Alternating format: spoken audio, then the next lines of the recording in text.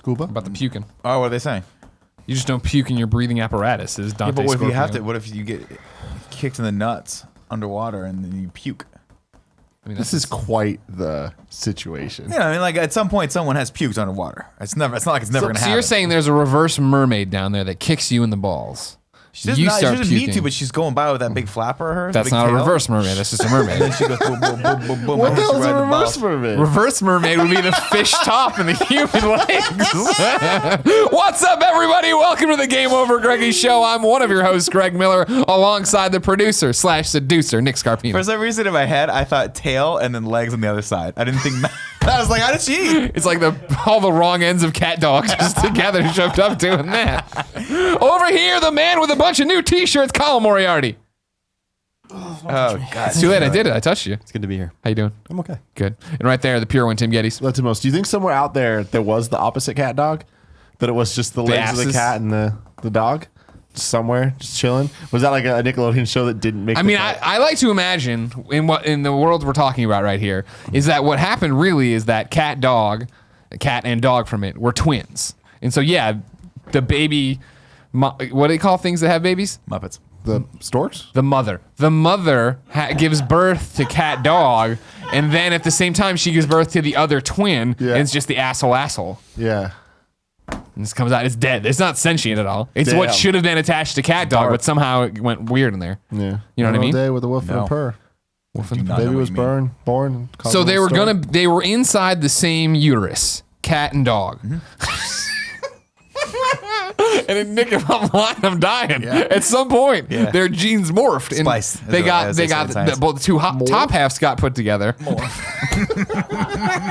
the two bottom halves got put together. All right, I see. And so when the bottom halves get born, there's no brain there, so Are it just flops out. But are the top halves, when they get born, do they live for a long time, or because they have no asshole, they just like That was they die of, this like, is a cartoon, you know, right? Cat dog. I did not know this. There's a cat dog, alone late in the world 90s, is a little right? cat dog. Yeah. Yeah. I'm not one for animation.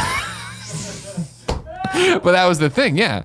And so there's been scientific articles written about what happens if the cat eats something, the dog vomited out like shit. Yeah. I mean, it's It was a classic Tough odd choices. couple. You know, the dog was an idiot. The cat was an asshole. They were Siamese twins, basically, but from different species. Yeah. I'm looking this up right now. I don't believe it. I think you guys are making this shit up. Okay. It was kind of like if me and Colin were attached to each other. You'd be the cat. No, I'd love to be. the dog. I'd love to be the cat. Always liked the cats until I got little, and then I liked the dogs more than the cats. But what would you do when you have to start, barf shitting Tim's, McDonald's, and Outback Steakhouse? It's all a the time? biological function. We really have no choice. Yeah. You think? I've always been just as a real note to get away from the cat dog analogy that we've been really running into the ground here the last 2.5 minutes. Yeah. I was always fascinated by those like specials you see on the Discovery Channel or TLC or whatever about Siamese twins. Sure. Yeah, Conjoined twins, I think, is the PC term now. Oh, it's not Siamese. Is that's offensive? Yeah, I think so. Really? I think so. Why?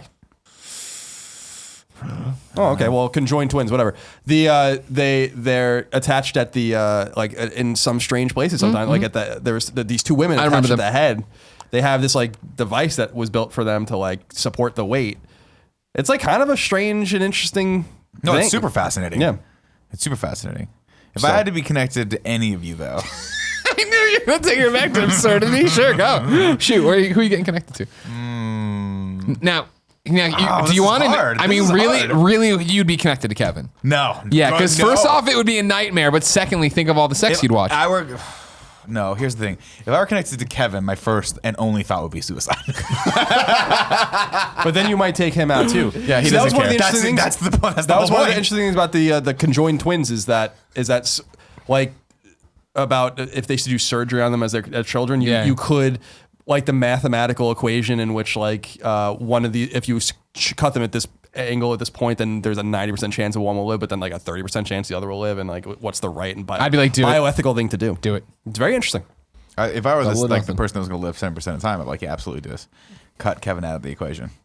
Let's cut it. Let's trim. But I mean, that's a good comedy right there. Buddy comedy. You guys wake up, you're somehow conjoined.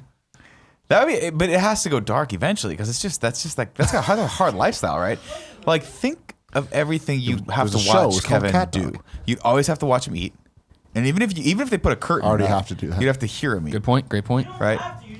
You'd have to watch him go to the bathroom every time he goes to the bathroom, which is 17 to 18 times a day. So you spend most of your time in the bathroom with him. Well, I mean, And then, yes, you get to watch him have sex with Paula. Bonus. That's great. And if he's not looking at you, you get to touch yourself too. see, scoot over. Scoot over. Because what in my head, I feel like Okay, See- just to be clear, the term Siamese twins is not at all offensive. Okay. Just wanted to look that up real quick. conjoined is what they say now, though. For some No, I reason. know, but they're called Siamese twins, and it's a word you can use for it, a synonym, because the first famous pair were from, I guess, Southeast Asia or whatever. Okay. They were, yeah. But it's conjoined is the nomenclature nowadays. nomenclature, yeah. Okay, cool. If you're white, you have to. It's See, just but not- like here, you could put something on it. You're talking about like you'd have to watch him go to the bathroom. But here's what you'd hear. Oh God, it hurts. And everything I just said, that's exactly what you'd hear. Is that him Whether he having was sex or pooping? Having sex Okay, or pooping. It's gotcha. just this, Oh, I remember this movie. I have flawless poops. It's in and out. I'm That's sure like there's true. no fiber in them. Yeah. Case in point, earlier today, Kevin walked by me, stopped for a second, grabbed his stomach, literally grabbed his stomach, and was like, "Oh God, the milkshake was too much." And Joey's like, "Kevin, stop eating the milkshake." And he was like, "No milkshake has ever bested me, and today it never will." No, never will. Yeah. You missed it yesterday. It seemed like it almost happened. We're in the other room. We're all doing work, and it's just the loudest noise from this in here. We're like, he's dead. Yeah. It finally Yeah, happened. you almost really But a did wall some fell damage apart. here. That was terrifying. That was terrifying. It was The loud. walls It was fell one of those down. things. You hear a noise every once in a while in here, and you're like, all right, we go check in, and Kevin, did something fucking stupid. But What do I do stupid things? the noise was calamitous. I think we can all agree. Yeah. And I was like, what did we were using? We Like, all looked at each other, the three of us, and there was a moment of like, Is this the one? do we go in? Do we even see if this is a thing? those walls were very close to hitting those very expensive cameras. So you really It's fine. very close. They're insured. Yeah. They are. To be fair, the walls are way too heavy. It was. Thanks, that, Matt that was a Scarpino. design flaw.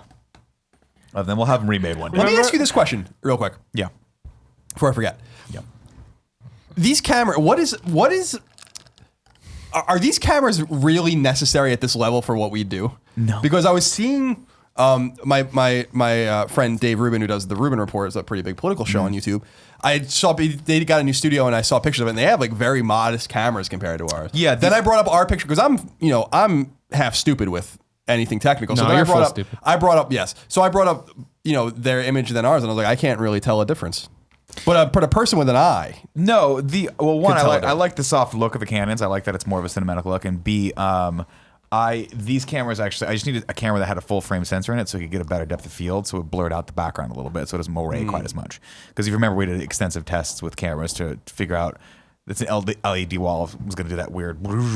I'm not criticizing the choice of camera. I just didn't know. Also, I just love Canon cameras. Speaking That's of really which, what it came down to. last night I resubbed to WWE Network. Yeah. This will come up later. And I watched I started watching one of the talk shows where they were talking to Paul Heyman about ECW, and they have a LED wall with giant pixels in it. Yeah. And holy shit, does that look bad? Yeah. I was watching it, it was all meringue, and they were like, oh my God, like why did they do this? Who designed this set? Vince McMahon. Hit up Matt Scarpino. Carlito Caribbean Cool. There you go. I think it was him. Do you remember Carlito? I remember Carlito. He ate the apple and spit it in people's did face. the apple. That was good. That was fun. You That think was a you're good bit. cool. You are not cool. And he would spit in their face. If you didn't know, this is the Game Over Greggy show each and every week. 4, sometimes 5 best friends gather on this table. Each bring a random topic discussion for your amusement. If you like that, head over to patreon.com/kindafunny, where you can now go. And if you support us at $1 or above, get early access to Kinda Funny Live 2. The video, it's up. Everybody else will get it on YouTube. What's wrong? Let's try hands, man. I know. I bought moisturizer. It's in the cabinet. You go get my moisturizer out of my cabinet. Do you need some? All right. It's up there. It'll go live on YouTube for everybody in the month of February. February 6th. February 6th is what's Free going on? everyone on February 6th. Okay, great. Remember, you can support the show there. You can get the Game Over Greg show early, bonus episodes, and a whole bunch of exclusive goodies and perks. If you have no bucks to toss our way, though, it's no big deal. Head over to youtube.com/kindafunny, where we post the entire show, topic by topic, day by day, until it goes up as one big MP3 in video for your listening pleasure. Thank you very much. you Bought got some the new derb? lube. Did you get the derb? Bought the derb. Oh, you bought it from Walgreens. How much did you pay for it? You paid an arm and a leg for that, didn't you? I don't know. You did. You paid an arm and a leg for it. You got to get it on. You got to get. You see, these are the 16 fluid ounce bottles. You can get the 24 fluid ounce bottles in a 2-pack on Amazon for a pretty affordable price, shipped by Prime. Last I checked. I was in a jam. I needed it yesterday. You know what I mean? needs Well, I the derb. wanted it. I guess. swear by Lubriderm, in this particular type of Lubriderm. What's happening here? All right. You know how people like make jokes about lotion and masturbation? Yeah. Have you ever used lotion? 100%. Yeah. Really? To masturbate? Yeah. Based on the jokes I've tried, I was like, this isn't that much better. What do you use? My hand. You don't use. Are you go in fucking dry. kidding me? Dry's easier. Dry goes You faster. are insane, people. No, you don't do this. You just take the little guy by his turtleneck and you lift the turtleneck over the head and then below it and over it and below it. Wait, the turtleneck. What are you? You're not No, I'm circumcised. I'm just saying that you make the faux turtleneck and you bring it down. See, this is what a lot of people think. So you're thinking you're rubbing this thing like. Do you have to have a little bit of know, lotion on there? You're getting that thing done. You don't have to have lotion. Oh, you have to. A little. Here's the thing: is you Too either much. go, You you do either too go much. full lotion or you go no lotion. You can't go middle lotion Oh, because no, then you start getting the weird friction and it starts getting warm. I disagree. And then when your pee hole swells up and you can't get it out. It all depends on the lotion you're using. A little, let's say, dime-sized dollop of Lubriderm, normal to dry skin Lubriderm, the blue bottle, is just fine broken? enough. Did he break us? If you want to get a real effective slow jerk going on, you're going to need a lot of lotion. You're going to need a lot of time. In that How order. much time? What is wrong, Kevin? I just hope Joey's mom's not watching. She's not watching anymore. I know, but I I'm hope a she's like, it's 32-year-old probably better business now. owner, sir. Tuned it back on and be like, nope, not better. Turned it right off. Is your mom still watching the stream because we're talking about jacking off? Okay, great. Good. No, she's done. To watch the first hour, and I apologize ahead of time. Okay. I think that was the hour I said butthole. So if you didn't know, sorry. ladies and My name's gentlemen, Colin Moriarty. I'm a free man. we're recording this on January 5th, 2017. That is Kind of Funny Day. It's our 2-year anniversary, so we are also live streaming this on Twitch as we record. Tim, your topic is Kind of Funny Day. It is. What do you want to talk about? I got some ice I in your keep mouth there. eating Huh? this ice. Why do you keep eating it? Because I like it. Did you get a regular size piece this time? So wait, so finish your ice. In your hand right now, show me how much I should be using to jack off.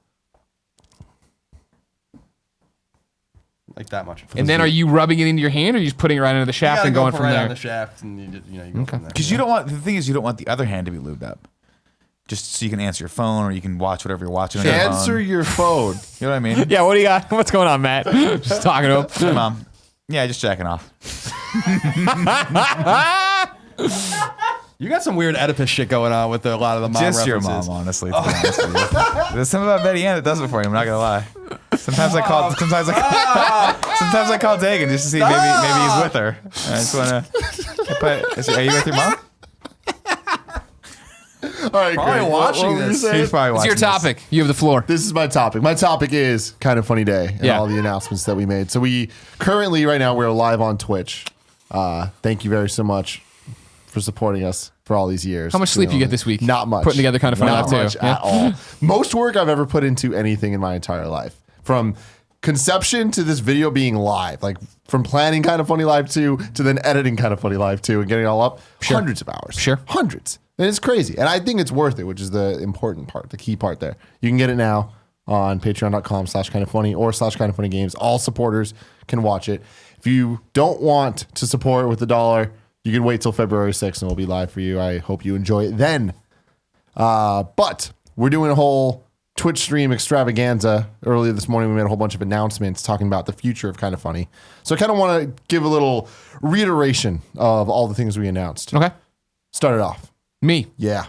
Okay. We killed Colin Moriarty live. Dead. We replaced it with the Kind of Funny morning show. Which is the exact same thing. exact same idea, but now it's just there's you guys are involved. You're involved as much as you probably were before. Yeah, exactly. now we got you So, there. but just now the name is a bit more accurate for, because almost every day one of us ended up being on it. Right, because people have phone calls. Colin was right now, so he's got to edit and write all that stuff. Yeah. So that's what's going on. But the biggest news about what is now known as the Kind of Funny Morning Show is it's going to be available on YouTube and podcast services For everyone. every day for everyone, daily podcast, for free, daily show. It's just out there. Now, of course, the issue on that is we talked about that. This year, 2017, is all about the community. Your hands are so moist. This is why I hate moisturizing. How are yours like not? Do trying they to suck them find- in? Yours are as moist as mine. By the way, just real quick, I didn't want to interrupt you, but I realized that I was showing you how much lotion you use on my penis. For your penis, Oh, thank you. you need like Those of you listening just at home. a little bit. So like, you're little telling dollop. me every Little time dollop is what he's every saying. time you jack off.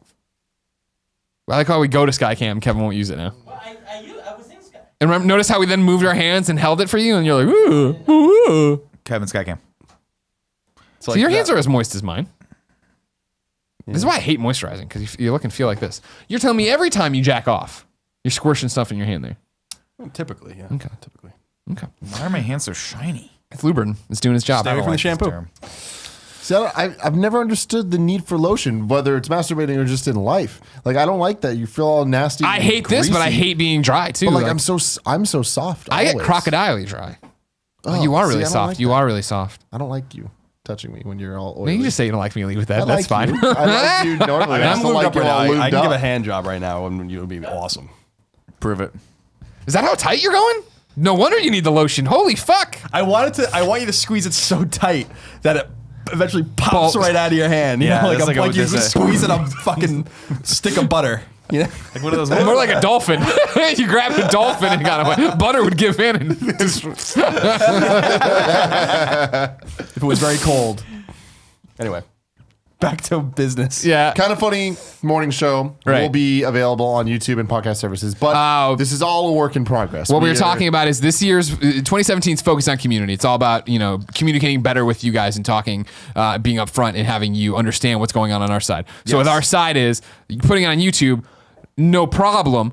We're going to have to figure out new things about copyrights and strikes and muting and all that shit. So there's going to be episodes that get lost at all time, I'm sure, as we learn all that. But more importantly, we have done podcasts before. We have established new podcasts. Putting this up as a podcast, first off, we have to get it all through SoundCloud, get that approved, get the iTunes channels, all that jazz. That's going to take time. And even once we do it, there's always other hurdles to jump through. Like in terms of we don't have a work schedule for it yet. So when does it go up? Does it go up every time at the same day? Whose responsibility is it? Does it shift based on host? I will also say this real quick, if I may interject, because we've said this in the past before, and it's something we actually didn't deal with. It's also the I'm interested in what the reception to the level of quality of the audio will be because the show is so visual. In other words, like people that have been begging for this to be a podcast for 2 years, I wonder if you're not going to feel that way. Careful what you wish for. You know, like in the sense, I'll be interested. I'll be watching that and be interested in that because it is such a visual show. Yeah. Yeah. But you and asked, it will be. ask It's him going to something- remain a visual show. Like it's a YouTube show, and it happens to be put out on podcast. And the reason we're doing this is because you guys have been asking for it for so long.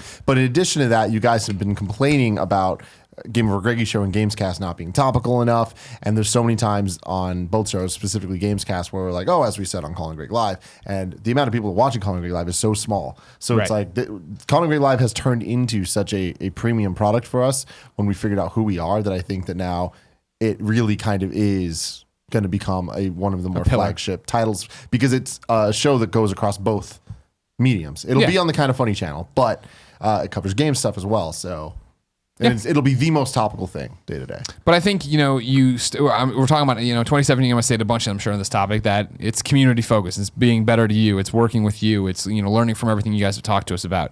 And that, you brought up a thing there, the fact that we have so many different encampments of fans, whether it is Twitch, whether it is YouTube, whether it is the Facebook, so on and so forth, Reddit, our own forums, all these different things. There's all these different pockets. So even when we feel we're doing great and I tweet out, I say it on Colin and Greg, I say something on Colin and Greg and I tweet it out, 90% it seems of the audience still didn't see that, doesn't understand that's happening. And so that's why we decided, we started talking to people and looking around, and we needed a community manager. And so for, 2017, we want to be better to you guys, we want to communicate with you. And we went and hired Joey Noel to be our community manager from the community, one of the best friends. Joey, you feel free to come in here anytime.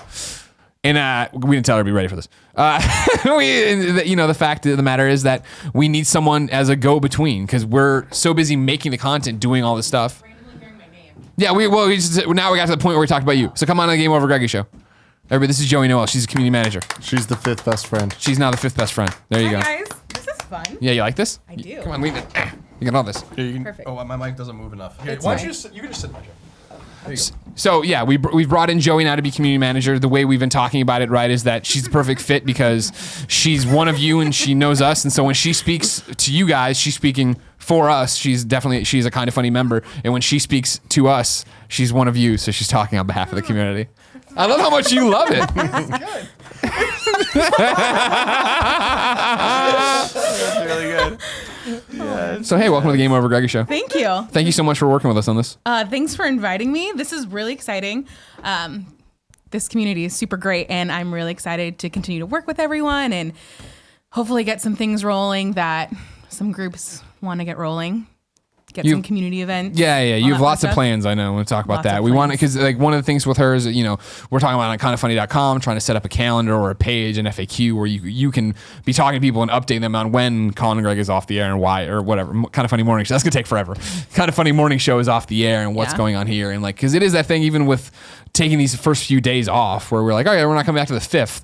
Every day, dozens of kids tweeting me like, when is Colin and Greg Live back? Is it not coming back? And I was like, we talked about this, but you didn't see those 2 episodes of Colin and Greg Live where we talked Yeah. about it and you've missed my tweets and we got to make Which totally makes sense. So Yeah. having one place that will always be like, that is the most up-to-date place where you can have all the answers that there's so many questions that people just consistently are asking. Yeah. Like when's the next animated episode coming out? We'll Yeah. be able to say the next animated episode is coming out either at this point or it could just say, we don't know. I was going to say, when it happens, it'll happen. Yeah. Yeah. Getting a centralized place for everything. Right. Because we have so many cool communities between Facebook and Twitch and the forums and Reddit and NeoGAF and everything. It's hard to keep track and make sure that everybody knows what's going on for everything. Exactly. So. And you're part of most of those communities. So it's easy Yes. for you to go between now and talk to everybody. And again, we talked about it on Twitch, but I know some of you have probably missed it. Joey's not anybody's boss. She's the top. She is the community person. She's at the top of the community pyramid, but it's not her job to come in and necessarily like freak out and take over. She's not taking away control from people. She might pick her team and make people go do things and talk to them and then make them do other things, murderous things. But you're here to facilitate and make Kevin everything. for. He does all the murderous things. Exactly. Yeah. Sweet. Colin's just being funny in the back. So we're excited to have you, Joey. Thank you so much. I'm super excited to be joining the team. This is going to be really fun. Yeah. Got a lot of fun stuff. If anybody has questions or wants to like chat about anything, feel free to let me know. Joey Noel, pretty much everywhere. Or I got my official Kind of Funny email. Yeah. Joey Yeah. at kindoffunny.com. There you go. That's your jam. Hit her up. Let her know what we need to do better. She'll come bring it to us. She'll come to you with all the news from the mountaintop. It's going to be good. It is going to be good. I'm excited for this. So good. Great. It's going to be really helpful. Thank you, Joey. Go back to the chat now. Okay. Talk to those people. Thank you. I thought you had to go poop because you've been doing that weird liquid thing. No, I'm good. What is the liquid diet thing you're drinking? What is making We'll you get to poop? it when we get to my topic. My apologies. Okay. All right. I'll leave that off. So yeah, that's it. We've changed up Patreon. We've added a few tiers. We've taken away a few tiers. I think the biggest addition, right, is the what? I lost my train of thought there. Giveaways. So giveaways are going to work differently in the kind of funny morning show and Yeah. on Patreon. So everybody at the $2 or above level is automatically entered into the giveaways. Now, instead of having a prize box, we're going to do daily game giveaways. So every day we give away a video game. Yeah. Digital code. Exactly. So you'll get it instantly. If you're foreign, you're an American, you're in North America, we'll cross those bridges as we come. Hopefully, we'll be able to have extra ones, and if not, we can get people to trade and do different things like that. We got rid of the live Q&A on Patreon. It was one of those that we liked that one. It was fun talking to you guys, but only the same 12 people were coming every time, just based on I think time zones and work schedules and stuff like that. And the problem there is that those like 12 people, there was way more than 12 people paying for that tier. Yeah. So it's like we want to do something that more people get something out of. Have a that shot are to do something contributing with, to right. there. Yeah. So we are going to. There's a new show. Ask Kind of Funny Anything. It'll be on Twitter and Facebook and YouTube. and YouTube potentially. Oh yeah, no, and YouTube. You're right. Yeah. You are. Thank you. I'm usually right about that kind of stuff. And that'll be released every. The idea is that so on both those Patreons, right, there's now going to be this tier for Ask Kind of Funny Anything. The first of every month or today when I finish this podcast, I'm going to put up the thing calling for questions, telling you who's going to be, because it'll be a one-man thing. It's kind of like Ask Colin Anything. And then the last Saturday of the month, that will post, and it'll run you through all the questions and stuff. Our thought process here is that one of the pieces of feedback we got in 2016 when we weren't talking or communicating well enough, I think, with you guys, was the fact that there was this... sentiment that people were saying, we're seeing the same names over and over again. It seems like you guys are playing favorites. We know you're not, but that's how it works. And it's one of those things that the same people are in the Twitch every week. The same people are in the live Q&As every month. And so you are saying the same names just based on people's schedules. Hopefully this opens it up that we can now go through, see different people, talk to different people. And then when we put it on Facebook, YouTube, Twitter, all of them, you then are opened up to a brand new audience of kind of funny people. So even if those people were never in the live Q&As, they now see you, now understand you. They know to come in and talk that way and have a more, not one-stop shop, but a way to talk to a different audience in a different way. And that is important for us this year. We've, like I said, eliminated a couple tiers, done a bunch of different stuff. I don't have my notes in front of me, and it's been a long day. Bringing talking about a bunch of our older shows that whether and the status of them. Love and Sex stuff is still on break. It will come back eventually, but no time soon. And Kind of Funny Doodles, we are bringing on Zach Wenzel as a part-time animator to be able to do doodles more regularly for us. He's still working on them. Season 2 doodles will be rolling out in the next couple months. And Cool. It's very exciting. He's super awesome. Everybody go follow him. Yeah. Talked about Kind of Funny Live 2. And Talked about Kind of Funny yeah, Live kind of 3 a little bit. Yeah. We have not. We will be announcing that date shortly. Yeah, Kind of Funny Live 3 is happening. Once we're just waiting to get the venue completely Right. locked in before we announce dates and stuff. We're very, very close. Very close, like closer close. than like we wanted to announce it today, but we just weren't ready to do that. So as soon as we know, you will know. Do you guys Yeah. talk about the anime show yet? No. No. So we're doing as a huge thank you to everyone out there who's been super patient with the animated show because we promised one every month. And we were not able to hit that. We are not only going to do the full 12 episodes that we funded on Patreon, but we're going to do 3 bonus episodes also. That's a big thank you to everyone out there who's been like, Nick, we don't care when it goes up, but let's get it up. I'm like, yeah, okay. Well, they're getting up now. We've been, we have a team in place. We have 3 teams in place actually that are making all the animated episodes. We've been able to hit a monthly for the last 4 months. I don't see that changing anytime in the near future. We should be able to ride this out for the next 8 months, and then we're going to do 3 extra episodes. So look forward to those sometime in the year of 2017. I can't do math right now, and I don't know what episode we're on. I think we're on episode 7 right now. Yeah, is it the next 8 months and then plus 3? Yeah. No, the next 8 months. No, that math Period. can't do right. 8 months period. 5 months plus 3. Gotcha. So 8 gotcha. total. Okay, cool. Okay. Yeah. Back to the Patreon stuff. We talked about this. When we first started, we were super bullish, made all these different milestones. One of those was the animated series pilot. One of those was Kind of Funny Live. We had a whole bunch of them that we liked and did. We also had a whole bunch of one that's just kind of faded away. You never heard about again until last year and Kind of Funny Day when we were like, okay, cool. We're going to lay out all these Let's Plays, the history of PlayStation and Mario and all this different stuff. Today we announced when we were doing all this stuff, we're cutting and running on all of them. We're just dishing them. And it sounds horrible when you say it like that, but the reason behind it is simple in the fact that we don't think that's what you want, and clearly it's not what we want either. We did those thinking that's something people would want, but that's not the content we're passionate about making, and it's not the content you're passionate about consuming either. I talked about the fact that... What? I was just gonna say it's very IGN content. Like it's Right. stuff that like we thought about doing all of that when we were first leaving. We didn't really understand what Kind of Funny was going to be. Yeah. Like what it even could be. Right. At that point, I think that as we went along, we realized that there's a level of fun that we like having, and that the audience really like grasped onto. So it's specifically when it comes to Let's Plays, I think people tend to not really like the informational based videos if they're not about new games. If when we're putting stuff out about you can bring it up, Infamous and Mario, yeah. Yeah, it's like you already You know about those so. games. You don't need it. Yeah, and so what I kept talking about today and in the other video that's up on the channel was the fact that when we put up the Battlefield Let's Play, that was the one where it seemed like everybody was like, "This is awesome." Multi-camera. It's a multiplayer game where you all have your own camera, you all have your own screen, and you guys are having a blast with it. And everybody's like, "I can't believe how much Colin's smiling in it," and da da da da da. And it reminded me of the Rooster Teeth Achievement Hunter ones we went and did that we loved as well. And that spoke loudly both to you and to us of like, we should be doing more of that. In 2017, we want to do more of that. As I've talked about before, we are hiring a full-time editor to come in and make content like that with us. We are in the final negotiation talks with the person we want.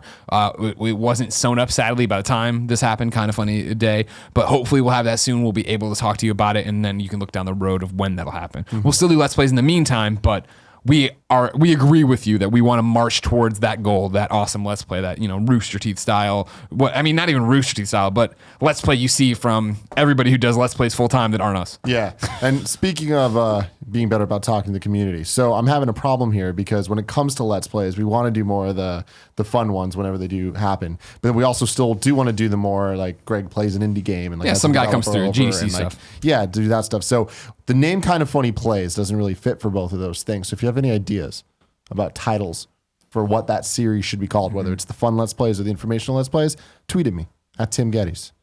I want to know. And hashtag let Tim host. Hashtag Let's Post. Yeah, of course. And so, we talked about ads being shorter. We talked about we're bringing the file sizes Go a down. little bit more on that, the ads thing. It's like we hear your feedback when we post ads, and the problem is the way we do ads. It's going to be in every episode for that week. So when we put something out and you guys don't like it, there's no way to fix it until the next week. So we appreciate your patience when it comes to that type of stuff, but we definitely listen, and it's a delicate balance because you can't please everybody. It's the internet. But the hardest thing about it is that a lot of people don't like it when we just read the ads and get through them. A lot of people don't like it when we take too long and have fun with it. So it's like, it is about finding the balance. And I think we've kind of come up with a good system for what 2017 is going to look like with the ad reads and stuff. But thank you for your patience. Exactly. Because those ads really, really, really do help us grow and help us be able to hire people and do all this stuff. And I love that our team's expanding now. I think that it's great. And it's because you guys are so patient with us and so supportive of us in so many different revenue streams. Yeah. And so I think that's the big stuff. And that's kind of funny for 2017. Yeah. These 2 years have been crazy. They have. Thank you for all your support. Obviously, we couldn't do it without you. And I mean, we've been kind of mentioning this like little by little, but like Colin Was Right is now a show. Oh, right. Yeah. That is going to be Awesome. a weekly show every Thursday, 9 a.m. on youtube.com/kindoffunnygames. Is Colin opinionated, scripted show, super fucking awesome. I'm very proud of it. He's been doing such a good job with it. Episode 1's now live. You can go check it out. And yeah, there'll be many, many more episodes to come. So, Colin, how do you feel about Kind of Funny 2 years in?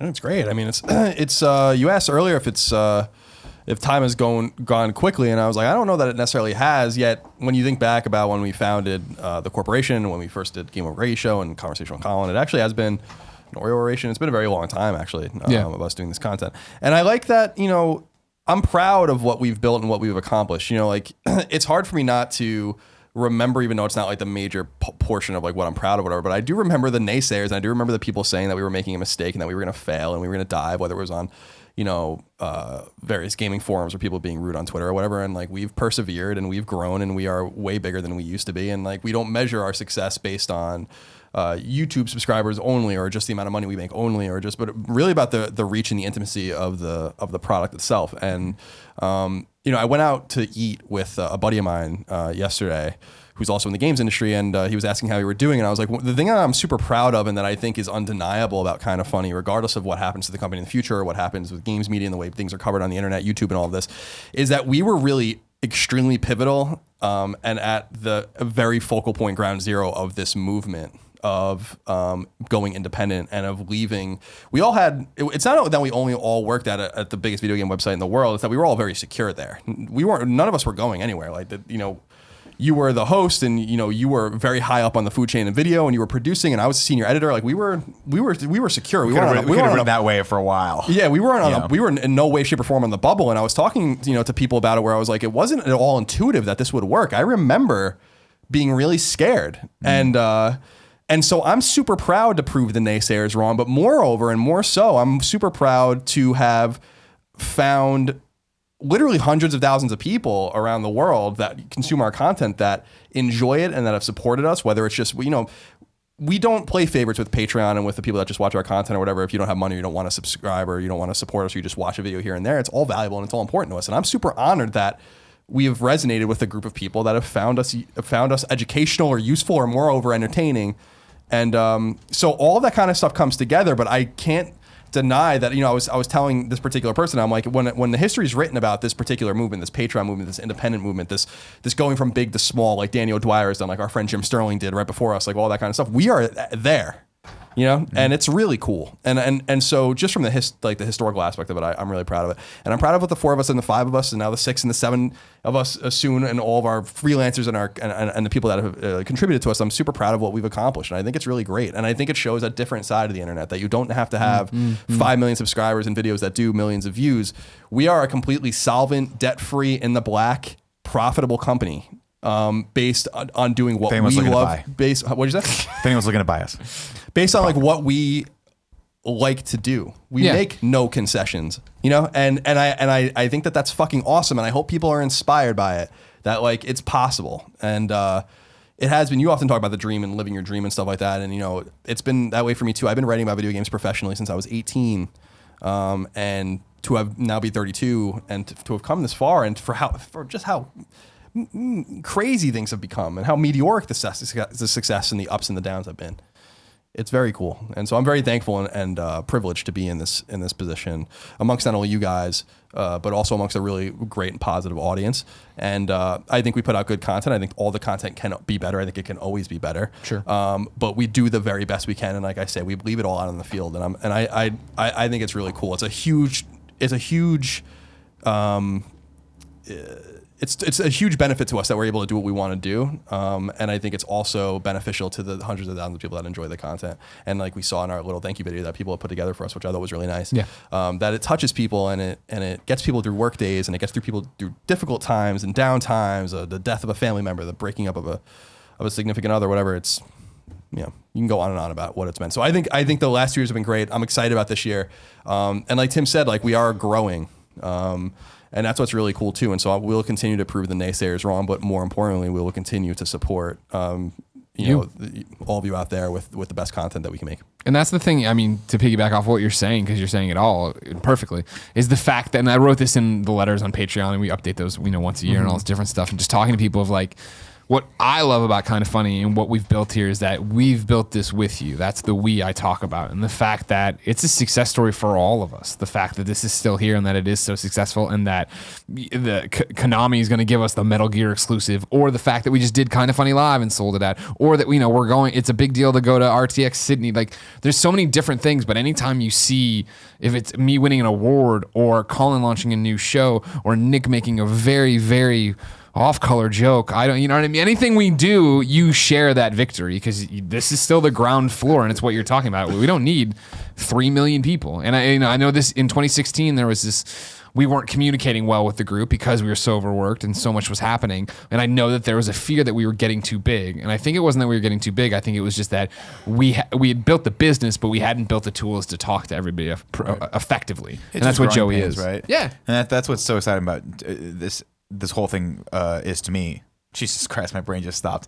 That's what's so exciting about this to me, is that we actually, a few months back, maybe 4 months back at this point, sat and said, what is the biggest pain point, right? And the number one thing was the community. We have to be better about communicating to them. We have to give people what they want. And that has to. And then when we started looking at those goals, they actually just aligned with what we wanted too, which worked. It was like the Let's Play series is a perfect example. It's like, that was super fun. That's probably the most fun I've ever had doing a Let's Play with you guys, that Battlefield Let's Play. And I'm like, yeah, we should absolutely make more of these. And then it kind of dawned on us. We're like, we are the people we are directly responsible for whether or not that happens. Yeah. We can go after someone really talented that can help us make more of those. We can identify that person in the community who's so outspoken that should be an amazing member of the team. And that's just here.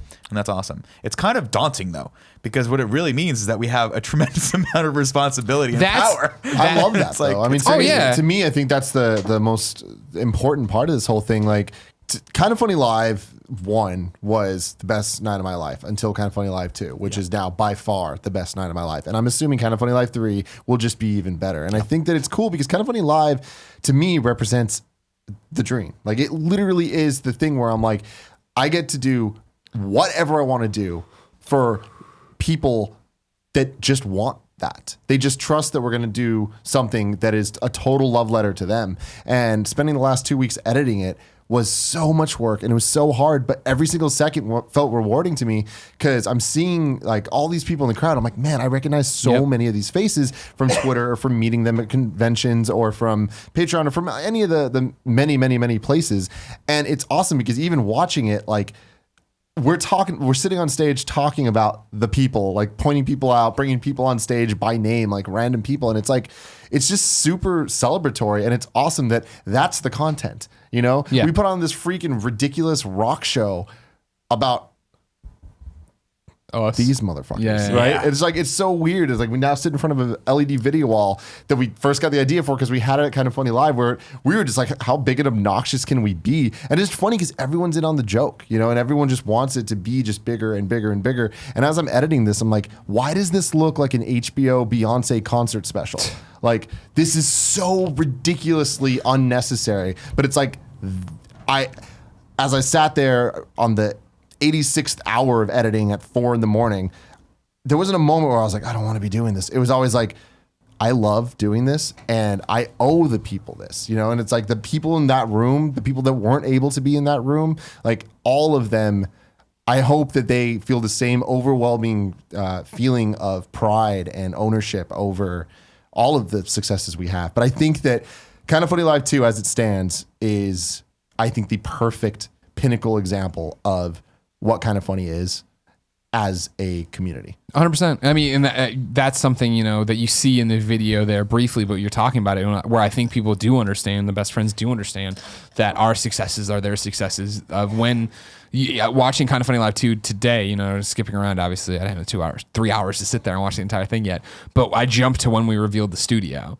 And from literally the moment the door comes up, you hear people gasp in the crowd because they already know what's about to happen. And I remember that night being on the other side of the screen looking out into the crowd, and when it went there, people crying in the front row because it was like, they see us they understand that they're building this, that this is all them. And I think that one of the things we just did wrong in 2016 was we took all the feedback people were doing and we were quiet about it, trying to behind the scenes fix it all, which I think gave off the interpretation that we know what we're doing. and we don't all the time. We don't. And I think that's one of the cool things. That's one of my major takeaways from this experience generally is that, you know, I had a funny situation, and I've actually had them multiple times with Erin, where she's like, it's like we're night owls, so we're up like in the middle of the night, and she's like, oh, I'm gonna post an Instagram post, and I'm like, no, don't do that because no one's gonna see it, you know. And I'm like, wait, what's tomorrow? I'm like, tomorrow's Wednesday. I'm like, you can post that between like 9 and 10, and you'll get like maximum eyeballs on it or whatever. And I'm like, the only reason I know that is because I'm in some way responsible for our social media accounts, and I like took it upon myself to be like, I don't understand this.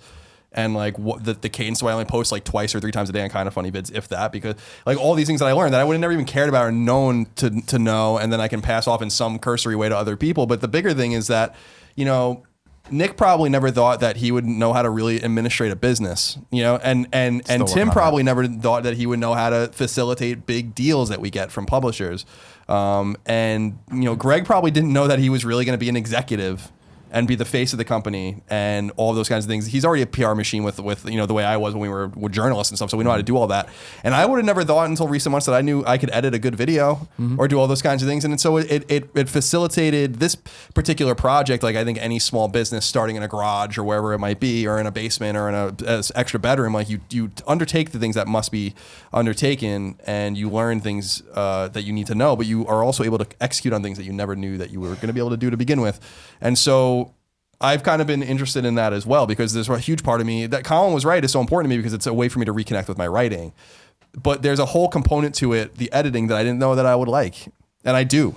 You know, I really actually do like it. And I think I told Danny O'Dwyer or something on Twitter. I was like, what I like about it so much is that like it's just totally mine. You know, like I don't have to, it's not like at IGN when I'd have to, not that I had to do this necessarily there, although you did, but I just didn't have the skill set to be like, I need to review this game, so I'm going to write the script, and then I'll go into the VO booth, you'll tell me how to read it, and then you just go and do it. And then I'll watch it to make sure there's no spelling errors, and we'll publish it. But it's not like that anymore. And that's why I was so nervous last night, and why I didn't sleep very much, because I'm like, and I watched the video over and over again. I'm like, what, like, you know, there's accidentally a picture of a dong in here at 6:21 or something like that. That's the best thing, though. You know, so like I and that's why I was so hard, where I'm like, all right, they like it, like, we're good. Well, I mean, it's funny to hear you say that, because remember, that's why this all started, right? And that's when I left VidCon, I was like, holy shit, I can do something that I can do. That I can just do it all and not have to worry about anyone at IGN saying anything and any rules or regulations being put on it. And I can review the Oreos, and I can talk to Colin and just fucking learn how to use Premiere and do it. And that's where it all starts from. Yeah. That's fun. I remembered you coming away from that. It was awesome to watch you energized like that. Yeah. And it was really cool. And Colin, when we started, you know, talking about doing Colin Was Right, I thought that's what I was so excited about, to see you have that just that fucking crazed level of ownership over a product, because I knew you were going to. I knew it was you. I know you, first of all, you obsess about everything, which is great. It's just a matter of how do we channel that obsession toward that positive goal, and I'm really happy to see that it's paying off for you. Yeah, I mean, honestly, I think it's the most important thing. It's I think you're finally off the edge that I feel like you've been teetering on for a long time, where it's just like, you're not a writer. Like, you're so much more than that, and writers don't exist anymore, at least not in what we do. You do everything, and I think that you're now able to do everything by yourself, and I think that it's owning that vision, and it's about melding the writing with the editing and thinking. I was even talking to Greg earlier about this, but he was saying how, like, now when you write scripts for a video, you're thinking about what B-roll is going to go over and stuff, and it's like, that is what this generation of video is about. Like, that's what internet video is, and being a YouTuber, and even more than that, like being a business on YouTube. It's really being able to handle all the assets of it that really make you the visionary for it. And I think that's what, I'm just a little bit further ahead, and he actually has a way different skill set now in terms of editing and the things he does. But like what you're talking about with the video that we published, that actually was the 3-minute version of everything we're doing here and talking about what we're doing. But this is for more podcast people. So anyways, the fact of I knew, in my head where I could take breaths and where I could break the script. And then not only that, when I was like, I can edit this in an hour because I knew exactly what B-roll I needed when I did it. And that's the same thing I think, you're learning as you go. And I think that's why, like, I know right now Colin's very like, I need these 3 days to pull it together, and he's going to be able to start cranking. I mean, in 6 months, I think he'll be doing these in a day and a half. Like, just 'cause it'll be that easy because he'll be thinking on that level. And that's what's interesting about what we do. Yep. Right, Nick? Get off your fucking phone. I'm writing something for my topic. It's sorry, fine. No, it's fine. Do you want to? Let's do your topic. What's your topic? My topic is New Year's resolutions. And I know we've done this topic before. We've talked But about it's a new whether or not- year. It's a tradition. Well, we've talked about whether or not we like New Year's resolutions. I want us to set New Year's resolutions because if I'm not mistaken, all of us hate the idea of having a New Year's resolution. Yeah. But what's interesting is I thought back to last year, right? And I had written myself a little bit of a bucket list. I was trying to remember it right now. I forgot it's on my computer, not on my phone. Now, my bucket list included things like losing weight, which it always does, because that's the number one big thing for me. Being more fit, working out, yada, yada, yada. It also included going back to jiu-jitsu, amongst some other things that were on there as well. And so I thought it was interesting. I'm like, this is a new year. It's a great time to actually evaluate and bring this to the group. What is one thing that you guys want to accomplish this year that you have yet to do? And I don't want to put you on the spot. If you don't want to do this, you don't have to. But I just think it's cool to have some, like for me personally, I've noticed that having some level of accountability really does help. For instance, when we talked about jiu-jitsu a long time ago in relation to my claustrophobia, we talked about checking back in 6 months later, which has actually helped me go back to it over and over again. And I'm happy to say that initial goal of mine, which was to get that first little stripe on my white belt, I have achieved, which is cool. So it's a very small gain, but most big things happen in small increments, which is great. It's yellow, right? It's not yellow. No? No, just a little. The belts in jiu-jitsu is different. Oh, okay. You go white, blue, purple, brown, black. Oh, but okay. Each belt has a stripe that goes on it you get 4 stripes, and you. Right. I remember when I took Taekwondo, I got a yellow thing on my white belt. Oh, really? I think I was as far as I got. Yeah, it depends. It's different systems that different things. When I did, You're like, yeah, I'm done. It's good enough. I've progressed. Well, it's ironically when I did Kempo Kung Fu for when I was like I think 12 or 13, which is where the shadowboxing came from. I got up to purple belt, which was I went white, yellow. I want to say purple was next. It was the third belt in, which was super easy to get. It was like 6 months. It was one of those things where it was like, if he goes for 8 months, he can get his, his green belt. And my mom's like, I only want to pay for the purple belt, right? Jiu-jitsu is not like that. You actually have to earn the belts in this specific system.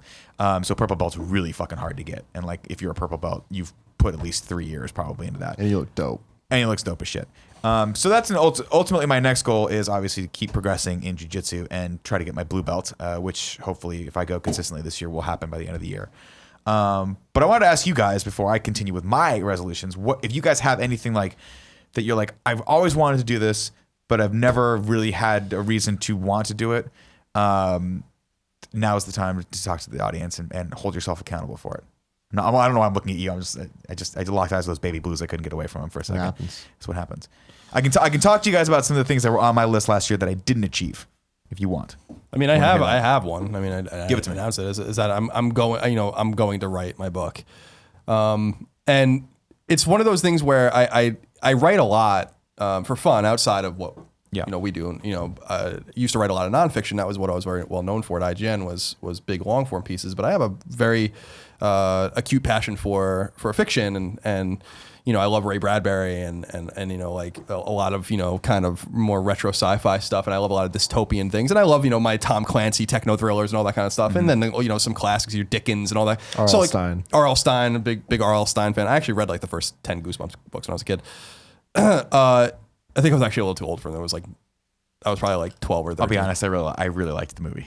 But Jack Black makes an awesome R.L. Stein. So I've been writing these like short stories and like these kind of throwaway ideas, and I just write ideas in a book. And I'm really into like The Road is really probably my favorite book of all time.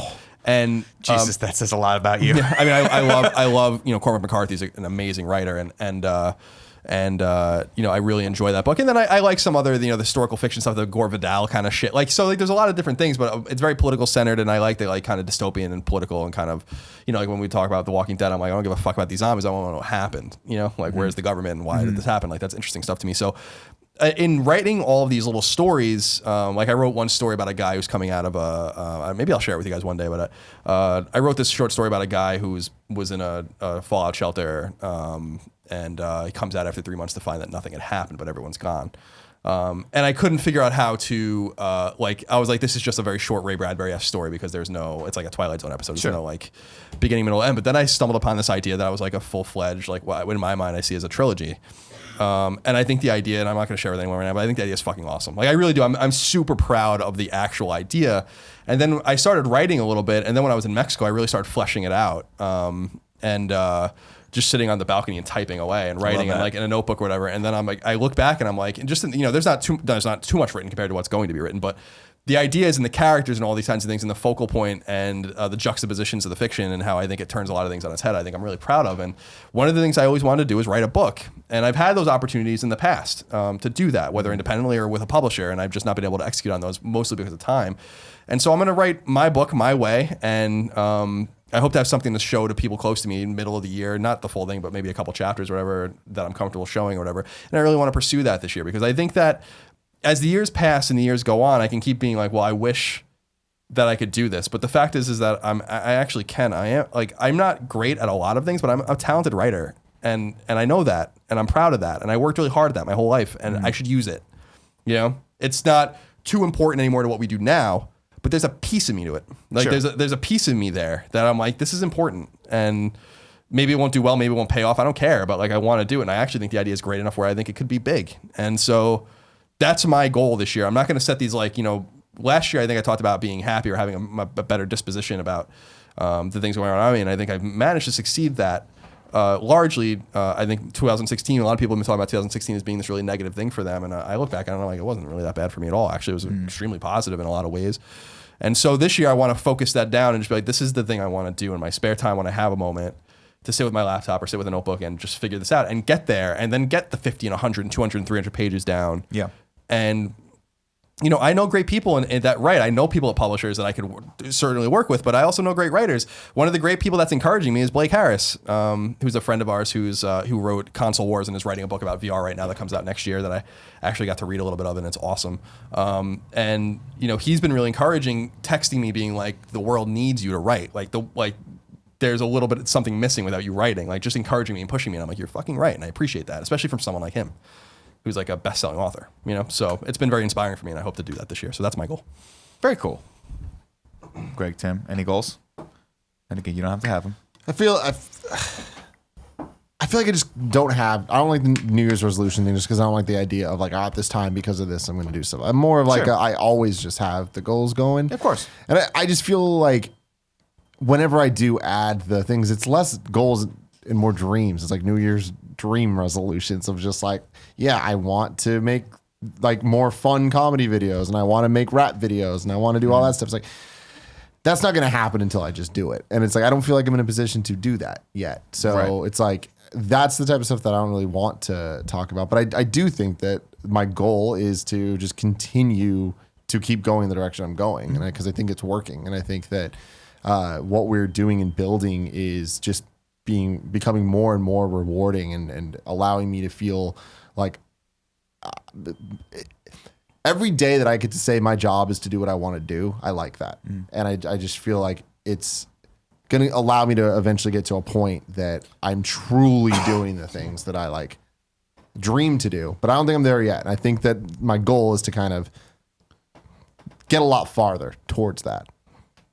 Which sounds super backwards and like empty. But it's just like, I don't know. It's just like, I just feel like there's a lot of steps left. So gotcha. My goal is to take more steps. Got it. It's a process. Yeah. Skate better. Greg, Skate better.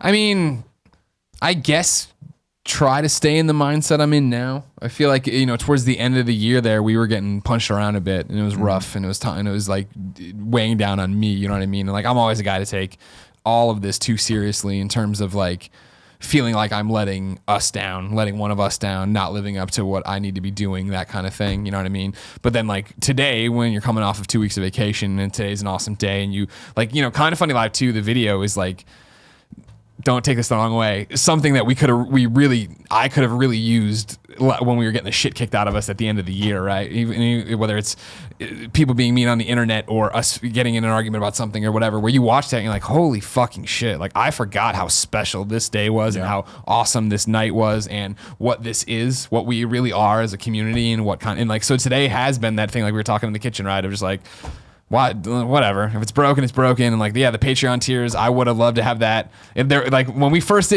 did year one, kind of funny, like day one, kind of funny, and the first year anniversary, I had all the switches flip and I was like freaking out and I felt the tension. And like today I woke up at 6:45 and came to the office early and edited that video and wrote all the text we needed to write. But it was like, if it didn't get done, it wasn't gonna be the end of the world and it wasn't gonna let you guys down and it wasn't gonna let them down. I just need to take that breath and understand that, right? And I think that coming back out of the holidays and being recharged, I am back to where I like being, where I'm very positive and very supportive and very trying to lift myself up, us up, people up, you know what I mean? And not letting, if somebody's been mean to me or if I like not trying to take too seriously a comment or this, that, the other. Cause like at the end there, when you're just like, that the wall's down and like, then anybody says anything to you, it's just like, fuck off. That's Joey's job now.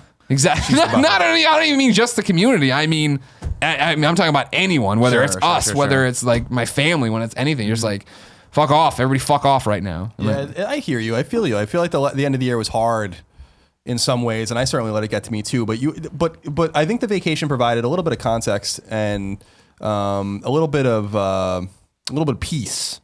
I think for maybe all of us in a way, and certainly for me because it's easy. You know, it's easy to.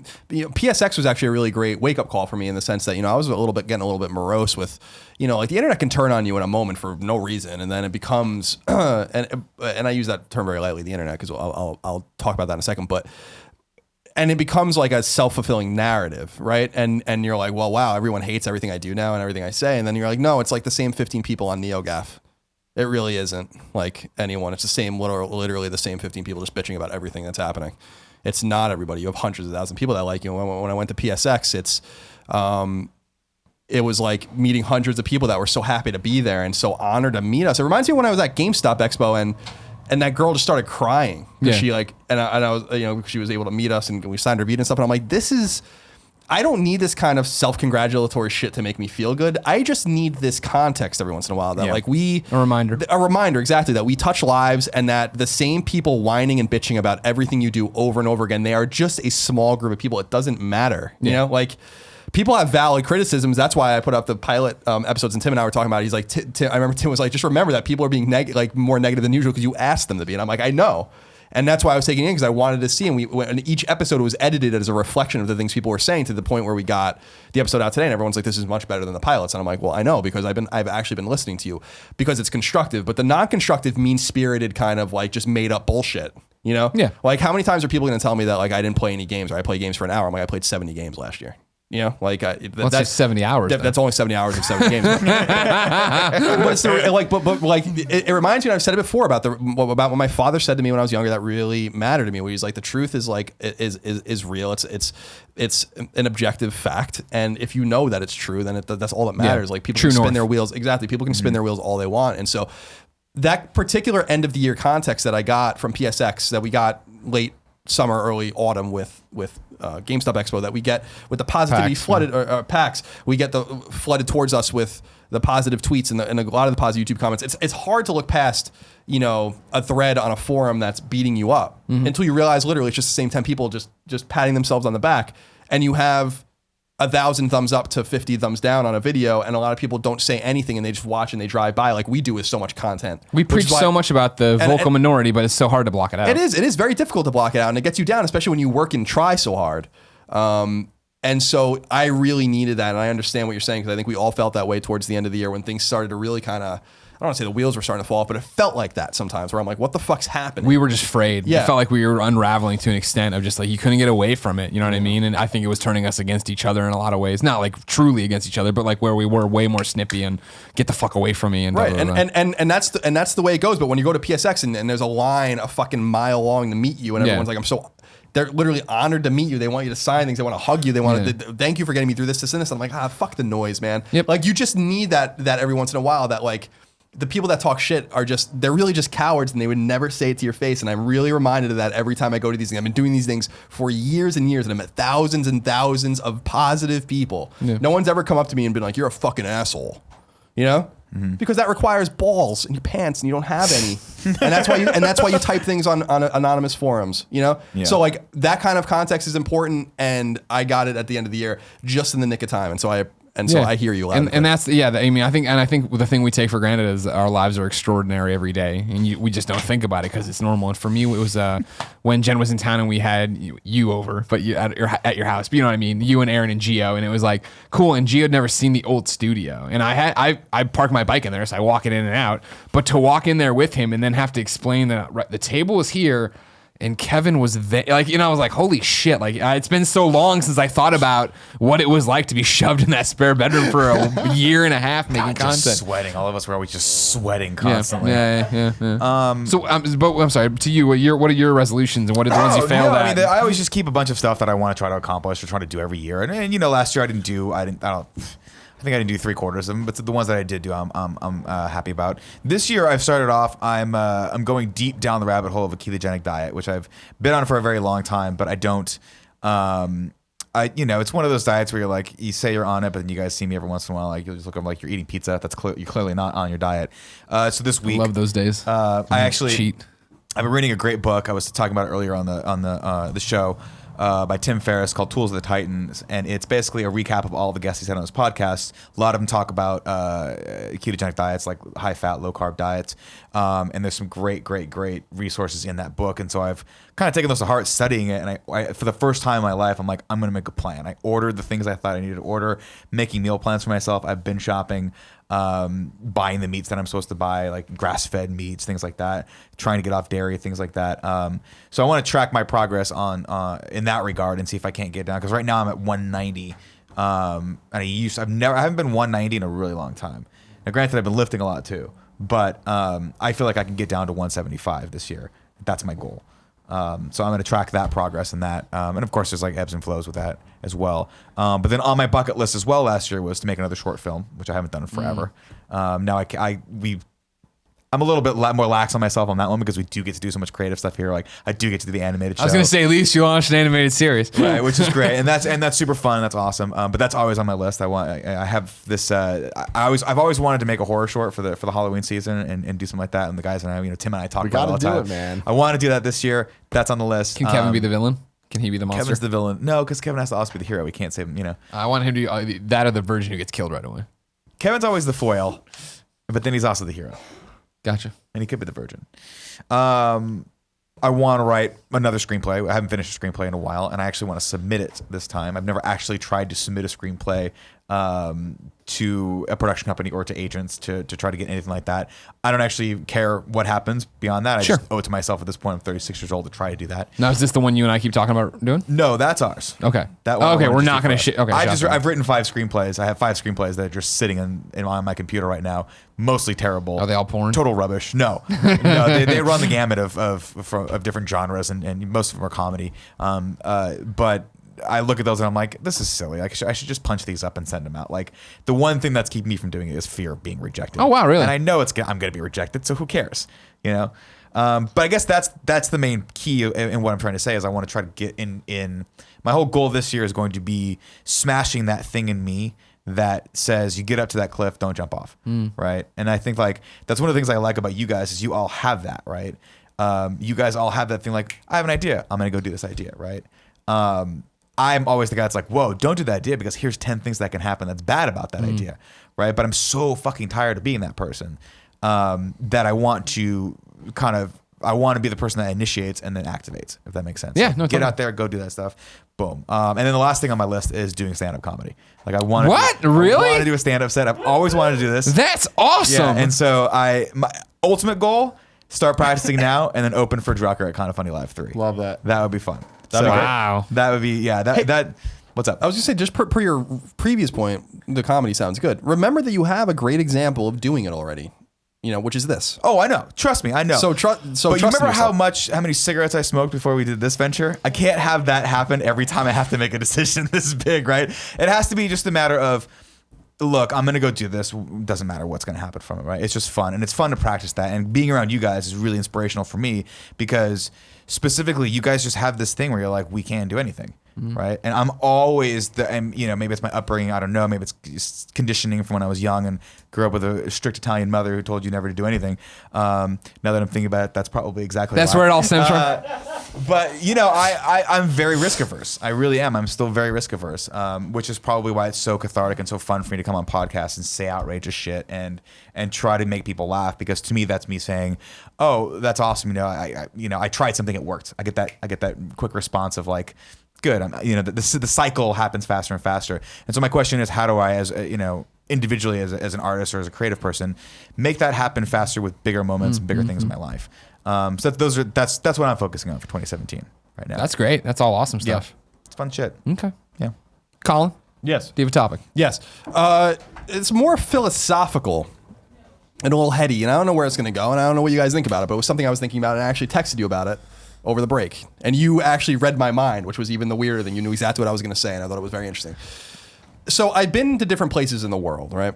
And for the first time in my life, I went to a place that was, let's say, generally below the living standard of the United States, and that was Mexico, right? And I don't mean that in a pejorative way at all. I mean that in, like, that's just reality. Yeah, their median household income is 57th in the world. It's about 1/4 or 1/5 of what the median household income is in the United States, and all those kinds of places. So I've been to Japan a couple times, and I've been to Western Europe, and to Iceland and England, Germany, and all these. This is the first time I went to a place that was just a little bit different.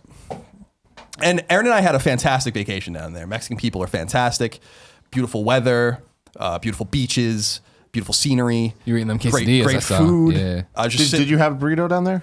No, I had tacos. I went to a taco shop, off the beaten path taco shop, which was like fucking insane. It really was insane. We'll talk about that in a minute. So the one thing though that I couldn't escape when I was down there was I was like, and it didn't ruin our time, and it didn't really occupy our space at all, and I kind of kept it to myself except for a text to Greg, was like, this is a beautiful place, and this is a cheap place to be. And we flew down here cheap, and we're staying cheap, and it was all inclusive 5-star resort and all that. Yeah, you were kind at of a stuff. super nice resort. Yeah, you've stayed I there. stayed there, yeah. And it was beautiful. But I was like, is there something immoral about doing this here?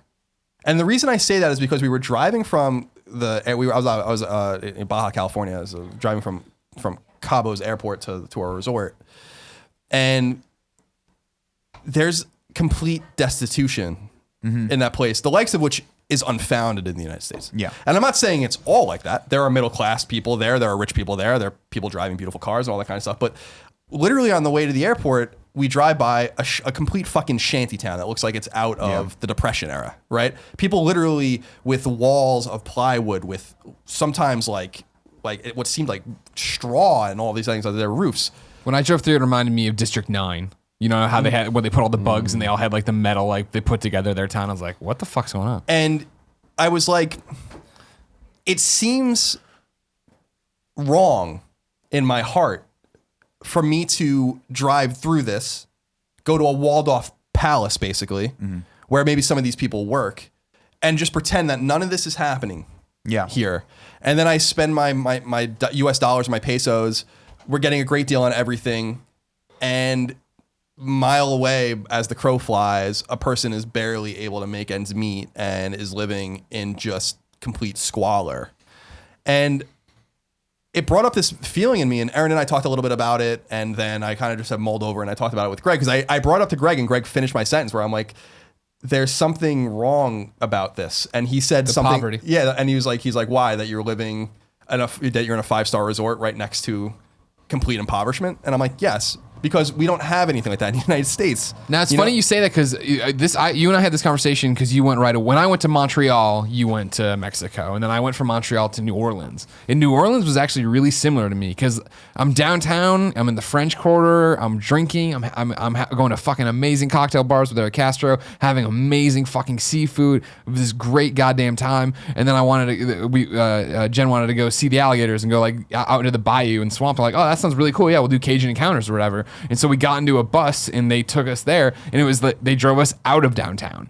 And that's when you're driving and the guy's got the headset mic on. And let me tell you, Alligator Mike, our tour guide, I got hundreds. Alligator Mike is a topic to himself. But Of course, Greg. Of course, you're in a situation where there's a fucking alligator Mike. as we're going though, Alligator Mike's telling us like, as soon as you get out of the city, he's like, all right, cool. You look over here now, and this is this part of the city. When Katrina came, the water was up to and you're looking, and these are fucking. It looks like a war zone. New Orleans is not fixed in that. You know what I mean? If you just go from the airport and you go and you party downtown, it's like, oh man, this place bounced back really nicely. And then you get out and it's like, oh fuck, it is awful. And you're driving and it wasn't even, first off, it's the fact that it just sprawled all the way. It's fucked all the way out to the swamp that we went through, the bayou.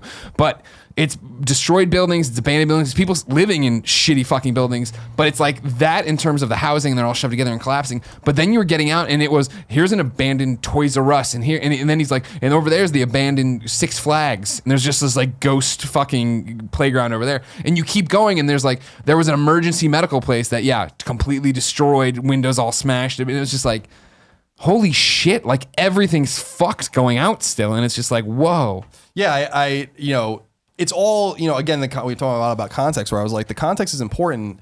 There are very affluent parts of Mexico, so I'm not saying that it was all of Mexico. It's just that this is my experience in this country, right? And if you were to fly only to New Orleans, this might be what you experience there.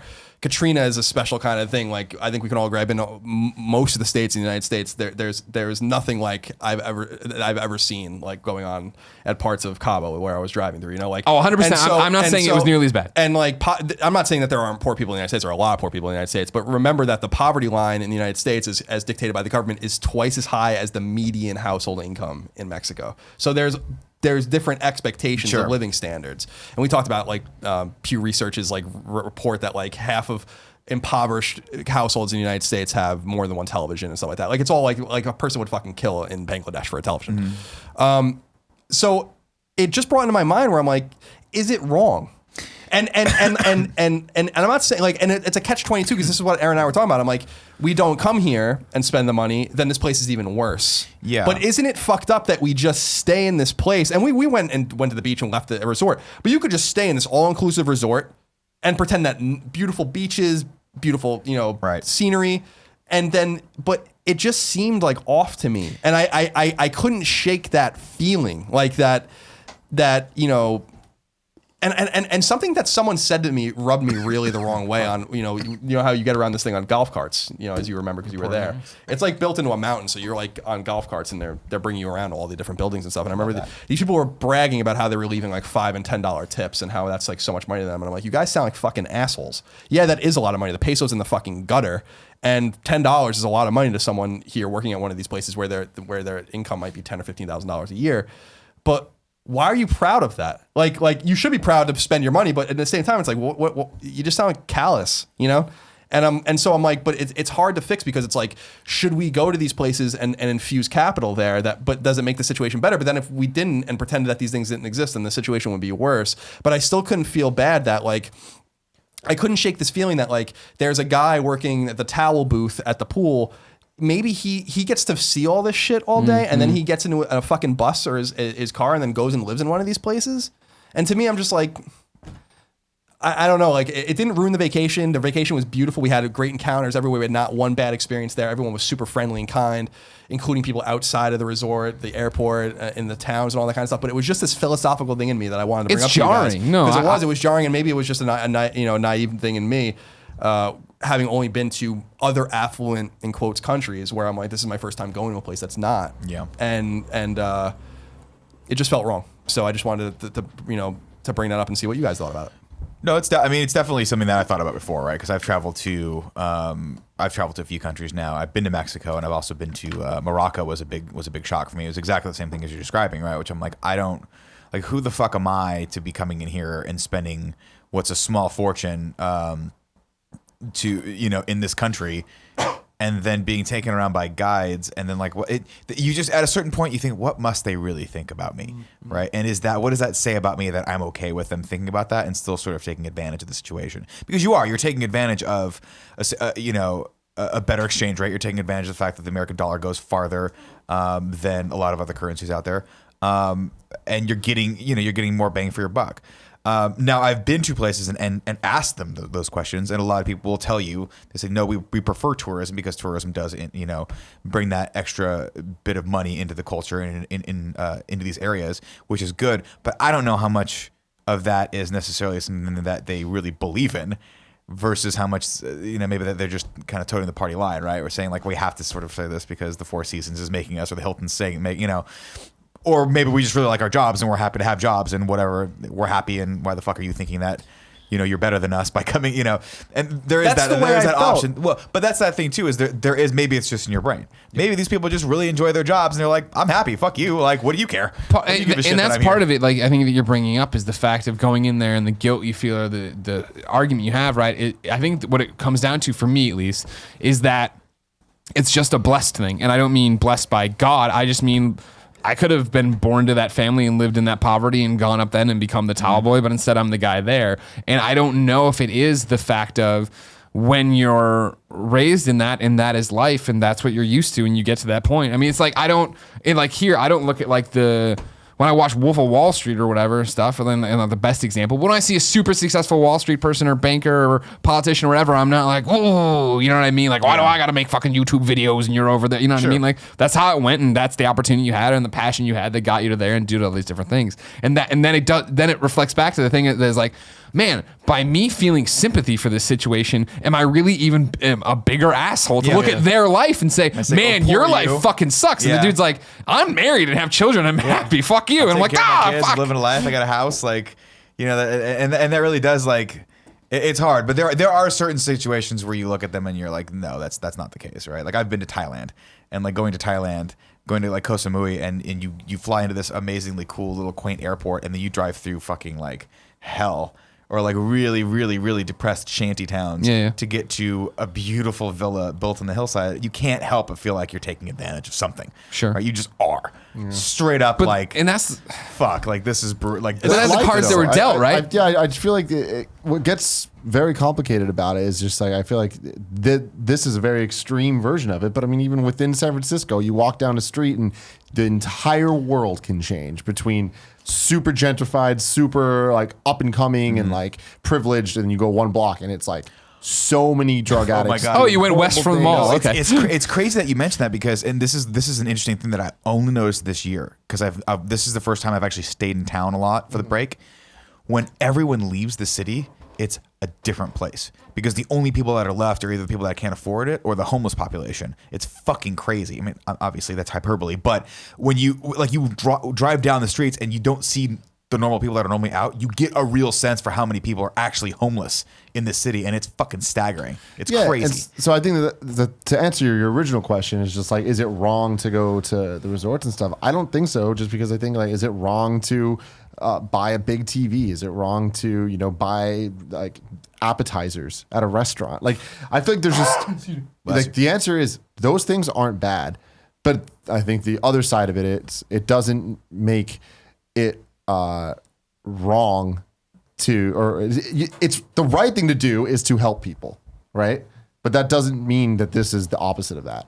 Like, I think that this is a totally separate thing, and it it does suck, and I'm right there with you, where it's like, it kind of makes you the asshole that you were even thinking about it. But I mean, it's not like you're like running a sweatshop in fucking China or something like that, right? Yeah. So you're not actually physically taking advantage of another person. So that's what it comes down to. It's like, anything. This taking advantage thing, I think the philosophical part of it, it's more about, that is a question you need to ask yourself of, who are you? What do you think is the right thing to do in any given situation? Just kind of go from there. And it's like, every single homeless person you walk by in San Francisco, you need to have that question of, do I give them money or not?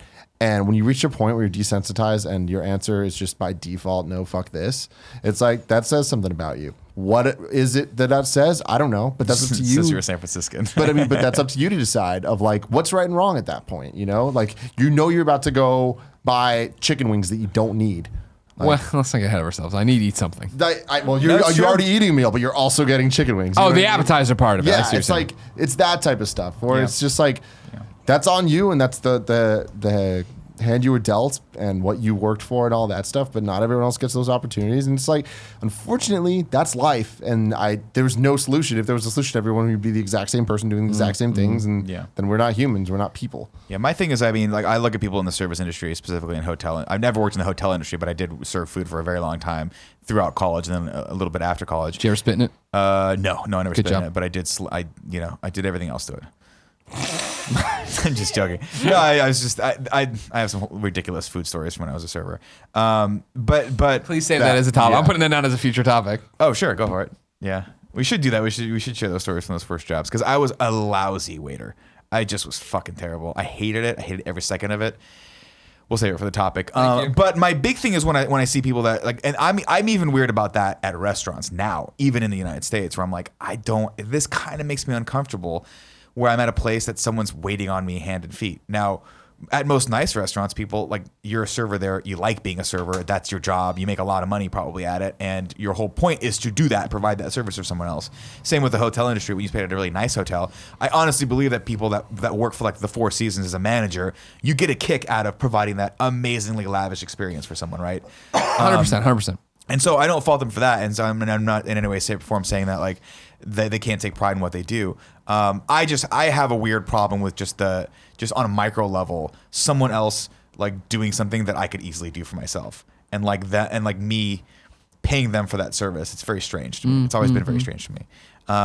Especially since I'm just very sympathetic. Like I've been that person who's had to wait on that extra table that is just grinding on their fucking nerves, and like they just don't want it. And then if I'm that person at that table, holy shit! Like you've seen me go off on waiters before. Oh yeah, it's terrible. It is. But Colin, I sympathize with you. I do, because I've been to now Costa Rica, Morocco, and Thailand. I've stayed at nice hotels in all three of those places, and it's definitely something that I thought of before. Yeah, I didn't think that there was a right or wrong answer. No. It was just something at 32 years old where I was like, I had never really thought about this because I had been exposed. You've been to like Reykjavik and like Tokyo Europe and like and Tokyo where everyone's, you know, Berlin or whatever. And like, and it's like, there are homelessness and destitution everywhere you look, but it is by degrees. You know what I mean? No one in the United States, I'm not saying it's happening in Mexico either, but no one in the United States is starving to death, for instance. That's not happening here, right? Like, because there's a certain level of, like a certain social safety net, a certain income level, a certain way that people aren't going to let you fall. When after all this, I was reading, I'm like, what is like? I was like, Mexico's 57th. How bad does it get? And I went to the bottom of the list, and it's like Bangladesh, Afghanistan, $600 a year median household income, $600 a year. No, it's they're wild, making man. there. Family of four, right? Like family of four in San Francisco. You better be making $150,000 a year at the very minimum if you have any chance of surviving. Family of four? Yeah. You're not living in San Francisco.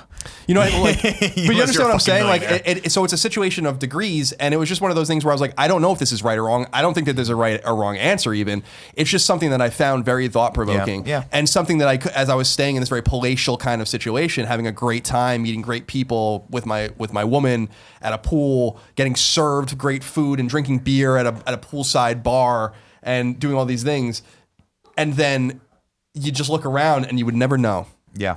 And people can say like, well, that's the same situation in Hawaii, or that's the same situation in, Southern California. And I'm like, sure, but it's just different. It's just different. And I found it wasn't a culture shock at all. It was just, I found the biggest culture shock I still ever had is going to Japan twice. I mean, that's fucking culture shock times 5,000. Sure. But it was just one of those things that I thought was thought provoking that I thought I'd bring up to you guys. And what's so funny and ironic to me about it is that because we were reflecting on this when we got back, it didn't affect the nature of the vacation. So it didn't stir me in a way that made me act differently. But I did have this moment towards the end. We checked out of our hotel, but our plane was not till 4. And this guy that had been waiting on us, like just coincidentally a few times that we had like a kind of friendly rapport with. We just bought a few bars. We were checked out, so we didn't have the all-inclusive thing anymore. But I was drinking. I'm surprised I didn't turn into a fucking can of Pacifico when I was there. But I got like a couple of cans of Pacifico. That's all I was drinking. Nice. And you have to. You're a Mexican. And Erin got her cocktail, and we got some food or whatever. And then the bill was whatever $18 or whatever US. Mm-hmm. And I was like, do you want me to leave a tip on this, or do you want me to give you? I have a bunch of pesos. You want those? And he's like, actually, cash would be better because they probably pool their tips. And I'm like, sure. That's unfortunate for you because I was about to give you $100 tip, And then I realized, like, wow, you're the dickhead that you just were thinking about in the golf cart that was telling them how they were throwing on $5 and $10 tips to be cool. But I just wanted to reward this guy because I had him a few times and he was so friendly to us, and they give him a little Christmas present. But then I'm like, wow, Colin, like you are through the fucking looking glass now, you know? And Instead I gave him 2 pesos. Again, but so I gave him like, $25 in But pesos. that's the thing. I go back and forth with my wife on that. We had that exact same discussion when I was in Costa Rica because we had this amazing guy that was just super taking care of us. And I'm like, I want to hook this guy up. What does that mean? Because I don't want to be that guy who's like, here's $50. Is that really insulting to you, low or high? I don't know. Like I just don't know. Like when you go to some cultures that don't tip at all, like in Japan, it's insulting if you tip. Supposedly, I don't know. No, it is. No one's ever really clarified for that for me, but I just tip no matter what. For years, Nick's been leaving Japanese restaurants. And I'm like, what the fuck? No tip? I mean, maybe that's my thing. Again, going back to the days I used to be a server, like if people stiffed you on a tip, that was like there was no bigger insult. That clearly they didn't like your service, exactly. right? Whereas you go to Japan and they're like, I guess and correct me if I'm wrong, because I don't really know what I'm talking about here, but what I've been told is that it should be good enough for them to just do their job right. Yeah, it's an affront to their, like it's an honor-based thing where that's their job. Like, why would you give me more money for a job I'm already getting paid for? Which I think, and that's a lot. Same in some European countries as well. It's just all very confusing. But yeah, you don't want to, you don't want to be that asshole that's on the golf course, like, really just kind of telling everyone that he's rich, because that's not a good look for anyone. Thank God Colin can't golf. I mean, I try. Yet. I love to golf, but I'm very bad. So I just wanted to bring that up. I don't know if it's right or wrong, but I thought it was a thought-provoking kind of thing that I was going through kind of independently over the break, and I wanted to share it with you guys and the listeners and see what they thought about it as well, because it's not going to stop me from going to these places. It's just like I said, it's just a heady kind of thing. Like I never thought about it before. Your lack of desire is going to stop you from going to these places. Well, like I've said many times before, because I've left. I've been. You look like you had fun. You look like you had fun in Mexico. That's what I'm saying. It's I saw the Instagrams. It's a total dichotomy of this philosophical, mind-driven situation to the reality on the ground, which was very different because we had a great time. We were in the ocean, and fucking doing all these crazy. It was an awesome time. Fucking. But I have been to. driving I've said before, and I do mean it, and it's a sad kind of thing, but it's true. Like I've been to Europe, 3 times. I've been to Japan twice. I've been to Canada a shit ton of times. Like, if someone was like, you just can't leave the United States again, I'd be like, all right, Fine, good enough. Like, Yeah, no, I would too. I'm like, that's fine. That's never going to be in the cards for me. All right, so final topic, and it can be short. I know I can see you're hurting, Tim. I'm hurting so bad. I'm sorry, guys. No, This has no, been a it's hard fine. Episode to get through. No, I understand. Like this is the first ever episode of GameOverGreggy show where I was like, should I just leave right now? Like I don't feel good. Yeah, I'm sorry. rocked through it though. I'm sorry, know. but I apologize for. We understand. You're tired. You got Kind of Funny live. That's all that matters. You got the trailer edited. Don't worry about it. I can't believe it's done. And this actually, Kind of Funny Live 2 kind of comes into this topic because I was watching it. Everybody talks about FOMO, fear of missing out. Yes. I want to know what you've actually missed out on that you regret. Kind of Funny Live 2, I was there for, obviously, but watching it again, I'm like, fuck, man, when people see this, they're going to be like, why the fuck didn't I go to this? This is so cool. And that actually stems from last night. I'm there, I'm cooking wings, I'm making fried pickles, but baking them like it works. It works.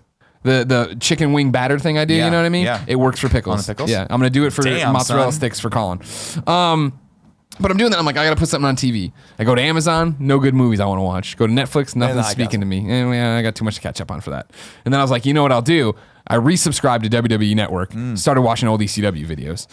And I watched this whole documentary or whatever, and then I put on like the 50 oh my god moments or whatever that was like 2.5 hours long of just ECW moments. And I'm like, man, this is awesome. And it's like 10 minutes in, we've gone through 2. I'm like, oh, no way I'm gonna finish this. Totally fucking finished that night. And I'm watching it, and like I started texting my friend Camps, and I'm telling Camps because he was the big wrestling fan in our group with me, and I'm like, man, like we got to go to a show. You and I got to go somewhere, and we got to just go and either go to Tommy Dreamer does a hardcore thing now. It's kind of like ECW was, or just go to a WWE event and see Austin Creed or whatever. But as I'm doing that, I'm thinking like, man, we fucked up, and it's that.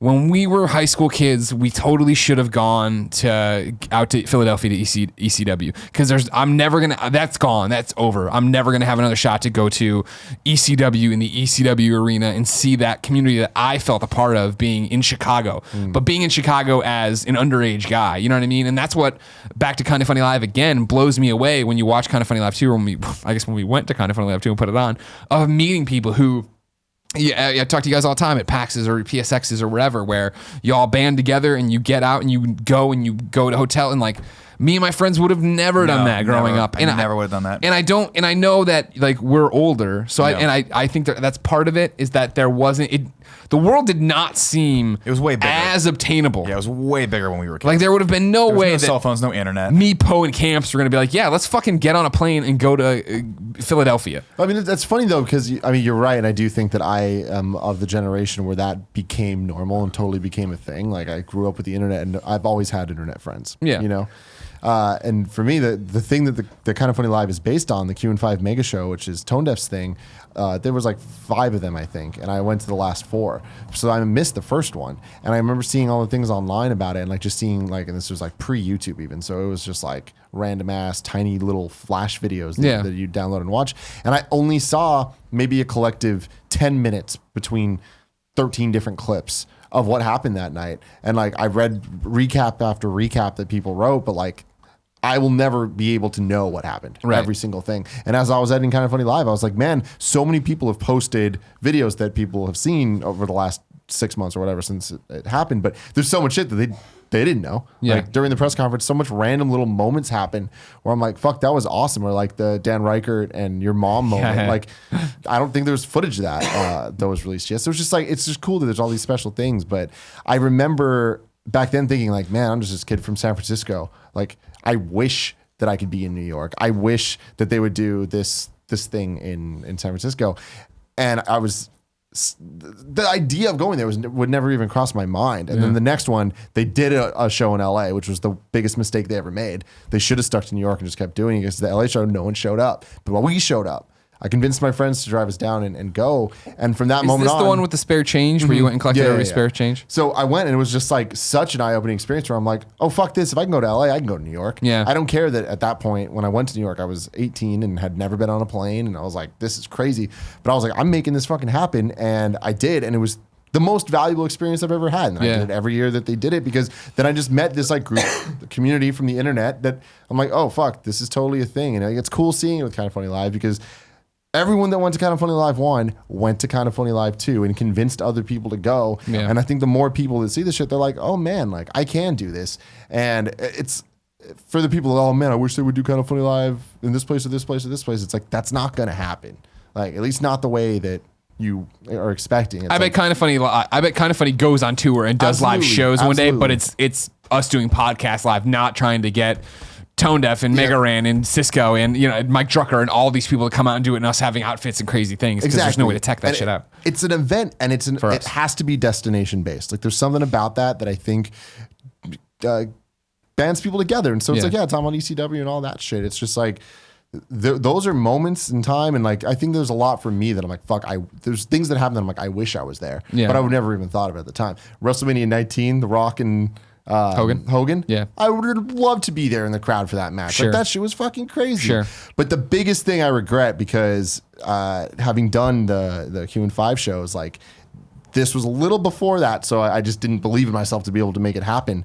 But Eminem came out of retirement and they announced the Home and Home tour, which was Jay-Z and Eminem doing a full concert. There was only 2 shows, one in Detroit and one in New York. And I'm like, this is the most epic fucking thing imaginable. And I was like, they're going to pull out all the stops, and they're going to go crazy, because like Jay-Z tours all the time and his tour is like on point. Eminem never does, and he hadn't since 2006.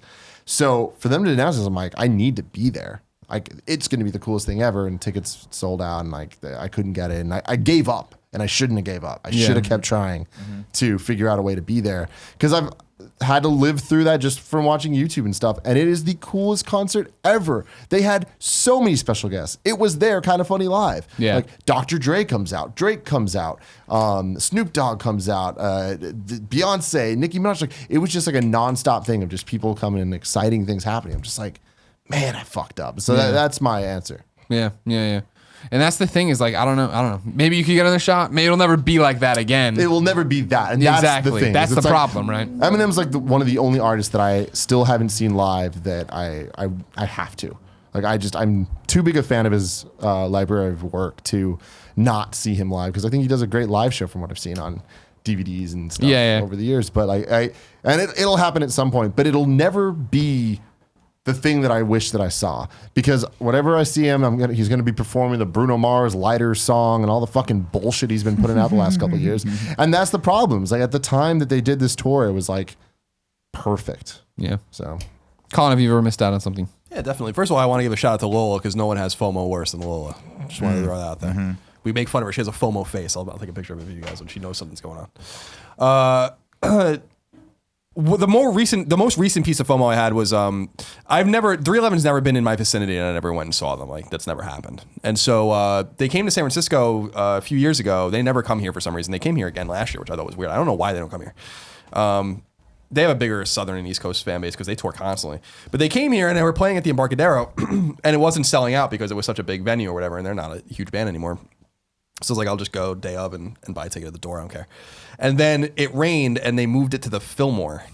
And Put 311 to the Fillmore. yeah, and I was like, I remember going online like it's sold out. Yeah. Because it was like something something like was 1,100 truncated. seats, Yeah, yeah. and then I was like, Maybe less. and I remember calling them and being like, you have nothing. It's sad that I know the exact I seat know, number of it's every so venue in sad. San Francisco. I'm like, you have no tickets left. And they're like, no, it's sold out. Like they're they moved from a bigger venue to this venue. It's over. And I was like, you have to be fucking kidding me. And I couldn't take it. Like I'm like, they are miles away, my favorite band. And then I went online later and saw the set list. And I was like, you have to be fucking kidding me. Like this set was awesome. It was so old and it was rocking and fucking bangers they were playing. And I was like, it's such a disappointing kind of situation, and it taught me to kind of act a little earlier and put my money where my mouth is a little bit earlier. The only other, because to Tim's point, like when I think about the things I used to do to see 311, because I've seen them now 23 times, or whatever. Ramon and I got on an airplane when we were 18 years old with no money. And like we literally had like $50 between us. We had like some fucking days in reservation in New Orleans before Katrina to see 311 at 311 Day, which 311 Day 2004 for 311 fans is like a notorious fucking super famous show. And we were there and we did it. And when I think about it, I'm like, we just didn't even think. Like we met two of our good friends down there, as I've talked about before, that were flying down there. And we had a great time at the show. And when I think about that now, I'm like, I would have never done that. I just like left. I was like in the middle of classes. Like I was just like, I'm just gonna go. there's some things you just got to do it. You're like, this is my mecca. Exactly. And then 2 years later, we did it. We went to Memphis and we did it again. A little better plan, a little bit more money to see 311 and 311 Day 2006, which was another great show. And then I used to travel around and like we saw them like 5-6 times in a row sometimes, going from like Long Island to New Jersey to Maryland to Virginia Beach or whatever.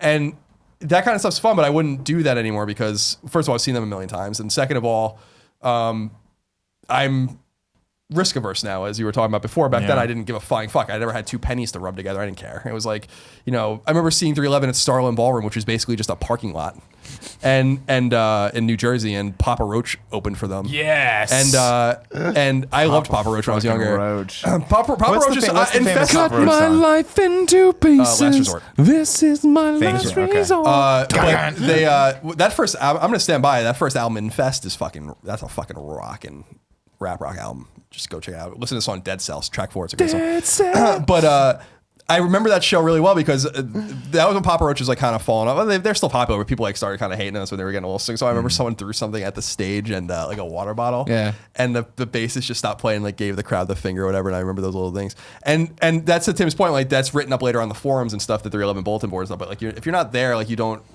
get the vibe and stuff like that. The only other time is a more systemic thing when I was at Northeastern, because I was such a workaholic and I was so paranoid about my money situation and working so hard. I worked as a landscaper and I did snow removal and I worked full time basically as a freelancer for IGN, that I constantly was in on weekends. Like I would, maybe smoke a little or drink a little or go to a party randomly. But like my friend, Ramon and everyone would always come home because I lived with a bunch of guys and they'd be fucking trashed and I'd have girls with them and do whatever they were doing. And I was like, like I'm sitting here writing a fucking strategy guide. But I had to do what I had to do. But I look back at those times and I'm like, man, I wish I took better advantage of that, because there's these pictures and these parties that I'm at and I'm in, and then there's all these things where I'm like, I'm just not there because I'm home writing the Tales of Legendia guide or something, funny. So that was a more epic years long FOMO where I'm like, but I didn't have the fear at the time. I have the regret. It's ROMO.